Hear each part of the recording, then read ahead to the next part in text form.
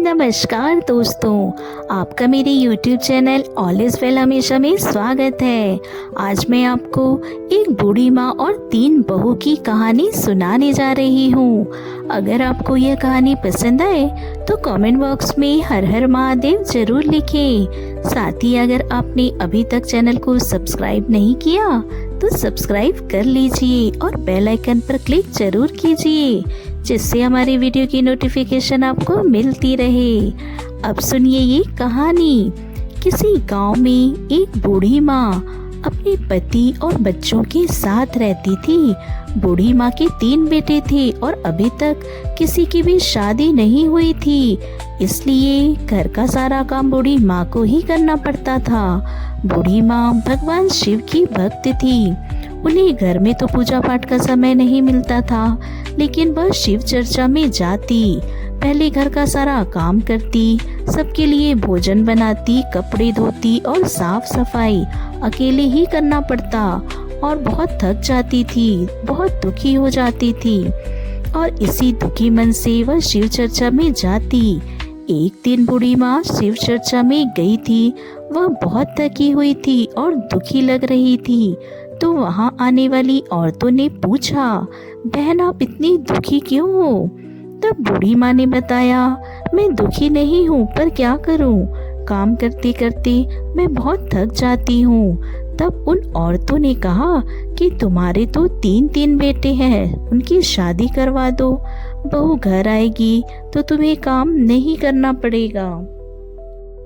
बूढ़ी माँ ने कहा, हाँ अब मुझे अपने बड़े बेटे की शादी करनी पड़ेगी, क्योंकि मुझसे घर का काम नहीं होता।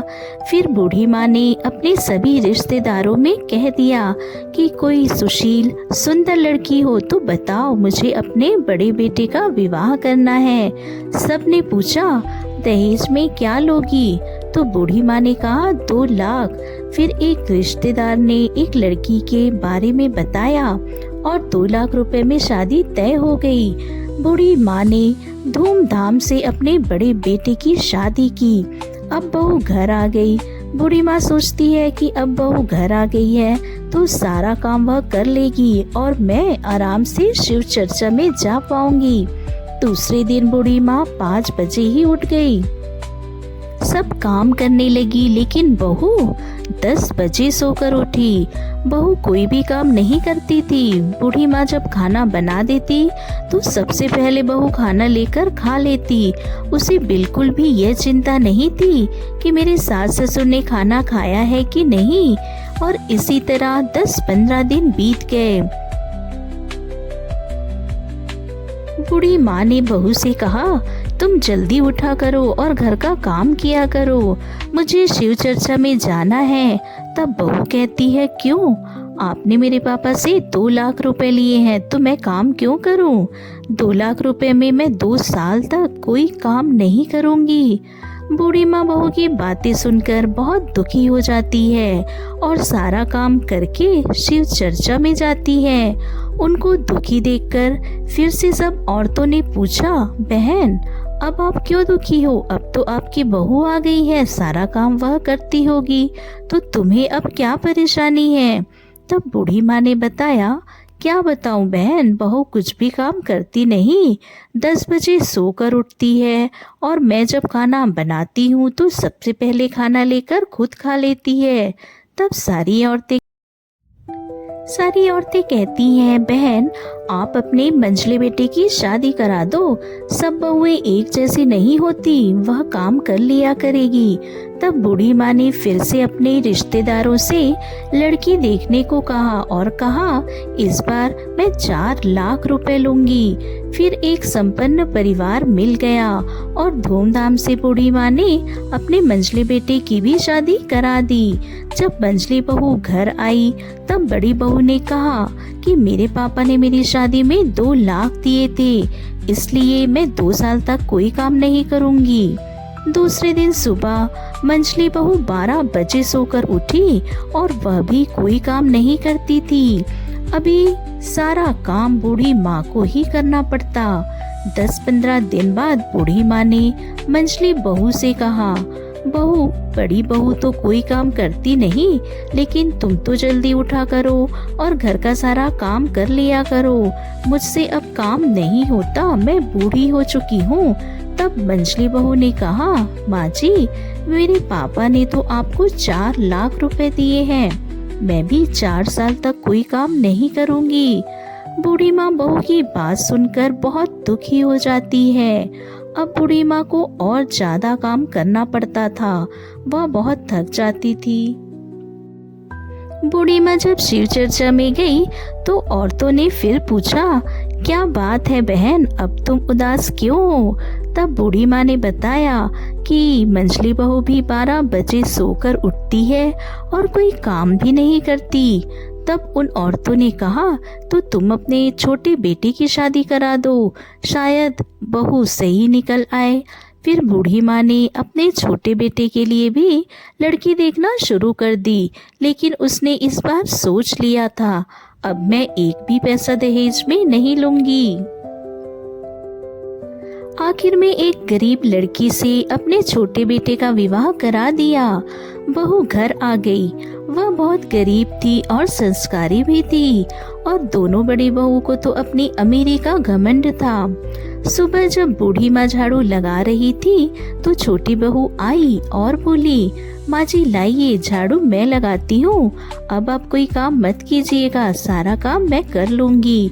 फिर छोटी बहू घर का सारा काम करती, सास ससुर की सेवा करती, जिसे देखकर बूढ़ी माँ बहुत खुश होती और खुशी खुशी उस शिव चर्चा में जाती। तो सब औरतों ने पूछा, क्या बात है, आज तो बहुत खुश लग रही हो? तब वह कहती, हाँ, छोटी बहू बहुत अच्छी है, घर का सारा काम करती है, मुझे कुछ भी नहीं करना पड़ता, इसलिए मैं खुश रहती हूँ और शिव चर्चा में आई हूँ। ऐसे ही धीरे धीरे समय बीतने लगा और सावन का महीना आ जाता है। बूढ़ी माँ और छोटी बहू मिलकर पूजा पाठ करते हैं और सावन सोमवार का व्रत रखते हैं। एक दिन बूढ़ी माँ ने छोटी बहू से कहा, बहू, सावन का महीना चल रहा है, चलो गंगा स्नान के लिए चलते हैं। छोटी बहू ने कहा, ठीक है माँ जी। फिर दोनों सास बहू सुबह सुबह गंगा स्नान के लिए निकल जाती हैं। दोनों सास बहू गंगा स्नान करने लगती हैं और इधर भगवान शिव सब देख रहे थे। उन्होंने एक साधु बाबा का रूप लिया और सारंगी ली और बूढ़ी माँ के घर के सामने बैठकर सारंगी बजाने लगे और भिक्षा मांगने लगे। जब दोनों बड़ी बहू ने आवाज सुनी तो बाहर आकर साधु बाबा से कहा, बेटी। साधु बाबा ने कहा, बेटी खाने को कुछ दे दो। सारंगी की आवाज सुनकर बहुओं को बहुत गुस्सा आ रहा था। उन्होंने कहा, बाबा, पहले आप इसे बजाना बंद करिए, हमारे कानों में दर्द होने लगा है, और यहाँ से चले जाइए। हमने कभी कोई काम नहीं किया है, अपनी सास को कभी एक गिलास पानी तक नहीं दिया और तुम्हें ला कर दे।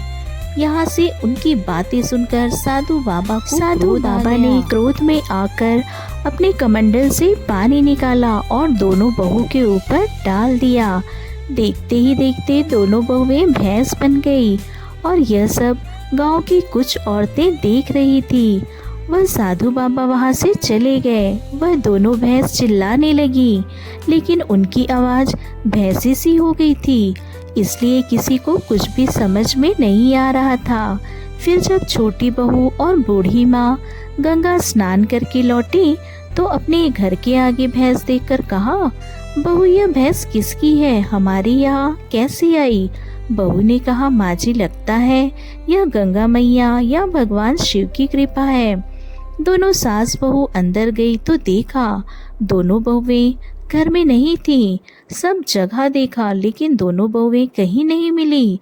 फिर बूढ़ी माँ गांव वाले के पास गई और गांव की औरतों ने बताया कि तुम्हारे घर एक साधु बाबा आए थे, वह भिक्षा मांग रहे थे और तुम्हारी दोनों बहू ने उन्हें भिक्षा नहीं दी, उनका अपमान किया। क्रोध में आकर साधु बाबा ने उन पर जल की छींटे दिए और दोनों बहुएं भैंस बन गई। यह सुनकर बूढ़ी माँ दौड़ी दौड़ी साधु बाबा के पीछे गई और साधु बाबा से कहा, मुझे माफ कर दो, मेरी बहू को क्षमा कर दो। उनके बदले मैं आपसे क्षमा मांगती हूँ। तब साधु बाबा बने भगवान शिव ने कहा कि वह दोनों बहुएं तो तुमसे काम करवाती हैं, तुम्हें एक गिलास कभी पानी तक नहीं दिया, फिर तुम क्यों माफी मांग रही हो। तब बूढ़ी माँ ने कहा, भगवान जी, मुझे बेटों का घर बिगड़ जाएगा, उन्हें माफ कर दीजिए। तब साधु बाबा ने कहा कि मैं तुम्हारे साथ नहीं जाऊंगा, तुम मंदिर से गंगा जल लेकर उन पर छींटे मारना, तो वह पहली जैसी हो जाएंगी। बूढ़ी माँ ने मंदिर से गंगा जल लाकर अपनी बहुओं के ऊपर छींटे दिए तो वो पहले जैसी हो गई। तो बूढ़ी माँ ने बहुओं को समझाया कि अब तो सुधर जाओ और पाप करना छोड़ दो, पूजा पाठ करो, दान पुण्य करो, तो तुम्हारा जीवन सुधर जाएगा। फिर दोनों बहू ने अपनी सास से माफ़ी मांगी और अब वो भी पूजा पाठ करने लगी और सास ससुर की सेवा करने लगी। अब सास बहुएं मिलकर शिव चर्चा में जाने लगी। उनका जीवन भगवान शिव की कृपा से खुशियों से भर गया। जय हो भगवान शिव जी, जय हो माता पार्वती।